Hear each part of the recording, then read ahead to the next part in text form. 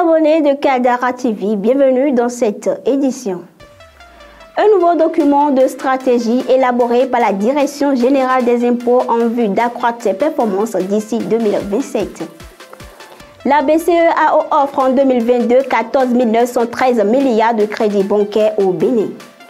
Vladimir Poutine a fourni gratuitement des céréales à 6 pays africains lors du sommet Russie-Afrique.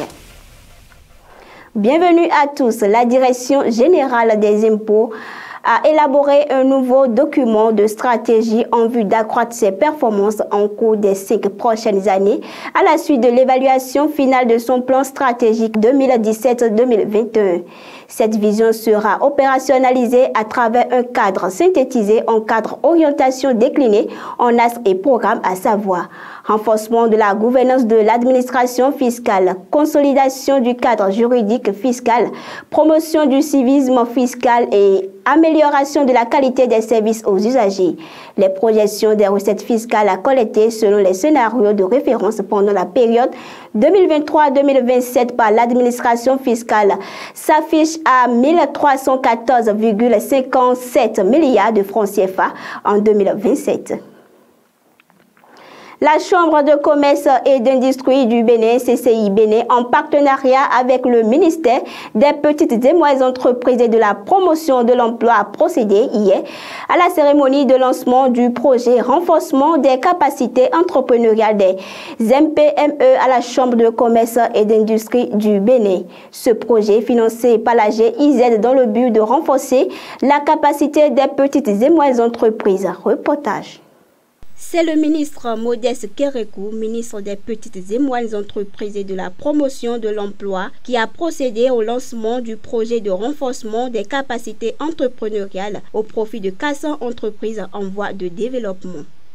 Le projet de renforcement des capacités entrepreneuriales de 400 PME, dont la CCIB a la charge à travers ses équipes opérationnelles et qui est une première initiative de cette envergure avec la GIZ, doit être un enjeu pour tous pour l'atteinte des résultats au fin de crédibiliser davantage votre statut de centre de service aux opérateurs économiques. C'est donc sur ces mots d'exhortation, tout en remerciant la coopération allemande à travers la GIZ, pour l'ensemble de ces interventions au profit de notre pays, le Bénin, avec la stratégie de développement du gouvernement que je déclare officiellement lancée ce jour, jeudi 27 juillet 2023, le projet de renforcement des capacités entrepreneuriales de 400 micro, petites et moyennes entreprises béninoises. Je vous remercie. Les chiffres d'affaires des MPME accompagnés seront améliorés grâce à l'approche SME Business Training and Coaching Loop, privilégiant une évaluation personnalisée de l'entreprise et de l'entrepreneur, un système alternant de formation.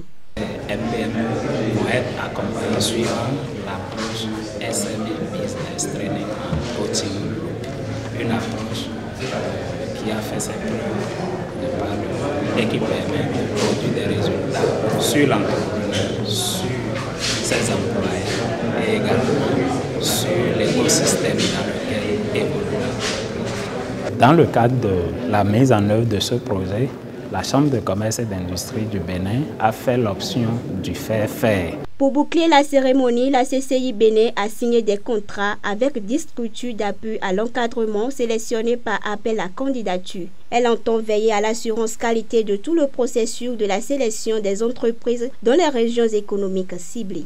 Le projet de renforcement des capacités entrepreneuriales prend un aspect réel pour impacter les entreprises des sous-secteurs agroalimentaire, tourisme et hôtellerie, artisanat, cosmétique et compléments alimentaires, numérique, services et énergie renouvelable. Fier de ce projet et de ses partenariats signés, il s'exprime. Le processus a été trop long, fastidieux, chronophage. Ça a pris énormément de temps donc pour parvenir à boucler la phase de sélection des SAE. Parce que notre rôle en tant que GIZ, c'est d'apporter un appui méthodologique à la Chambre de commerce et d'industrie du Bénin pour conduire toutes les étapes du SMI Loop, donc suivant les standards de l'ingénierie de cette approche. Il faut déjà louer cette initiative qui contribuera fortement au développement économique du pays. Parce que nous le savons tous, l'entrepreneuriat, c'est le socle, la base même du développement économique d'un pays. Et que la CCI Bénin puisse apporter son soutien en partenariat avec la GIZ, que la CCI Bénin puisse apporter son soutien aux entrepreneurs, va fortement impacter, et cela positivement, la bonne gestion des entreprises et par ricochet le développement économique du pays. Donc nous louons cette initiative et nous ferons tout ce qui est en notre pouvoir pour que nous obtenions de très bons résultats à la fin et pour le bonheur de chacun, de tous les acteurs. Sincèrement, je suis vraiment heureux et c'est une impression qui vient de mon cœur. Parce qu'avec ce projet, je vois que le gouvernement, par ricochet, la Chambre de commerce et d'industrie, est en train de toucher un peu le mal qui est en train de miner la vie entrepreneuriale au Bénin. Parce que nous sommes jeunes et pourquoi pas, nous ne pouvons pas oser. Et quand on ose, il faudrait que nous ayons des personnes qui peuvent nous porter, afin que notre rêve soit une réalité. Donc c'est vraiment un projet osé, que je loue d'ailleurs. Les 63 ans d'indépendance du Bénin s'annoncent et des assises récapitulatives à divers niveaux s'imposent. L'économie, en partenariat avec la CCI Bénin, a organisé une conférence publique sur la question de l'énergie. Kadara TV pour le compte rendu. Problématique de l'énergie au Bénin 63 ans après les indépendances, état des lieux, enjeux et perspectives. C'est le thème central autour duquel les différents panélistes se sont prononcés. Il faut que la mécanisation de l'électricité rentre dans la production agricole pour forcer la quantité. Et je pense que c'est ce qui doit justifier la poursuite du développement du secteur de l'énergie. Le besoin en énergie ira toujours croissant. Donc, nous devons continuer de prospecter tous les recoins de l'énergie qui nous permettent de produire plus. Donc, les perspectives, je les vois sur les 3 secteurs. Ce qui m'amène à dire que le développement de l'énergie doit continuer et de façon forte. La question de financement se pose toujours et seules les banques de développement se montrent plus ouvertes. Toutefois, après 63 ans d'indépendance, le bilan est positif. Plusieurs réalisations ont été faites. Aujourd'hui, avec les centrales au gaz et au fioul lourd, on arrive à des coûts de production de l'ordre de 43 francs le kilowattheure, 40 francs le kilowattheure. C'est des coûts déjà assez compétitifs. Pour revenir au solaire, on est même déjà aujourd'hui à des coûts de production de moins de 30 francs le kilowattheure. Et ça s'améliore de jour en jour. Et les panneaux solaires eux-mêmes coûtent de moins en moins cher. Le projet d'Efisol à Ilou-le-Fin qu'on vient de terminer, on a commencé avec une conception qu'on a dû changer au cours du projet. Aujourd'hui, la centrale d'Ilou-le-Fin produit de l'énergie électrique à un coût qui est encore moins que ce qu'on avait prévu pendant la conception, pendant les études. Et en plus de cela, elle produit une plus grande quantité d'énergie que ce qu'on avait imaginé pendant les études. L'essor de l'industrialisation reste un défi à relever malgré les efforts déjà effectués. Un appel à une bonne gestion de l'énergie déjà disponible est lancé. L'économiste avec la CCI Bénin a organisé une conférence sur la question de l'énergie au Bénin après 63 ans d'indépendance. Ceci dans le cadre d'une conférence publique bilan. Les détails. L'état des lieux, enjeux et perspectives dans le secteur de l'énergie sont les points inscrits à l'ordre du jour. Une planification cinquantenaire est nécessaire pour une indépendance durable. Le Bénin fête dans quelques jours ses 63 ans de vie et d'indépendance. Vous savez ce qu'est l'énergie pour une nation comme le Bénin, une nation qui aspire à être développée industriellement, économiquement et socialement.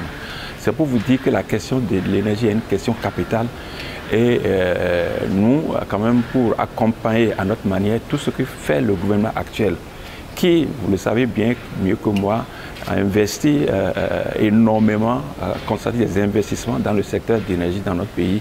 Il était opportun quand même d'organiser cette conférence-là pour faire un peu l'état de lieu. Vous savez, le thème principal de cette conférence publique, c'est état des lieux, enjeux et perspectives, pour faire un peu le point de ce qui a été fait jusqu'ici et voir un peu avec les ambitions du gouvernement de faire du Bénin un pays industriel, les perspectives, ce qui va être fait dans les prochains jours.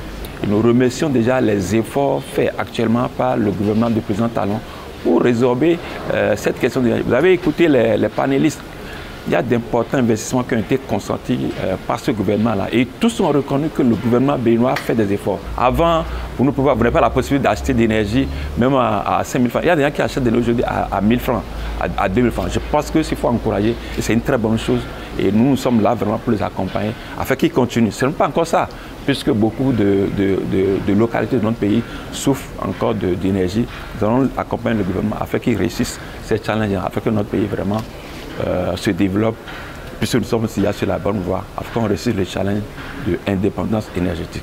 Bilan positif, les avancées en matière énergétique sont considérables depuis l'avènement de l'actuel gouvernement. Les réalisations en disent long. Comme on l'a annoncé tout à l'heure lors des débats, la construction de la centrale thermique de 120 MW qui est venue porter la capacité de production d'énergie au Bénin à une capacité supérieure.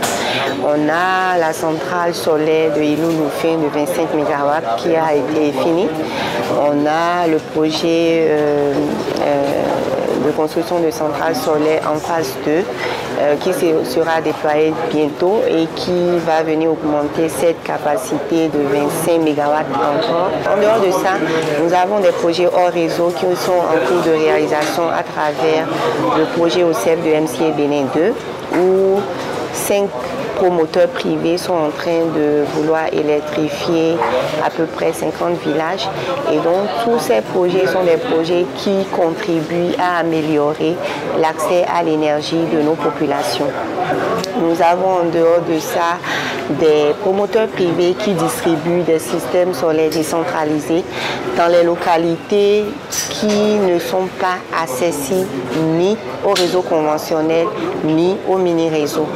Donc je pense que c'est tout un effort et le cadre réglementaire s'y prête.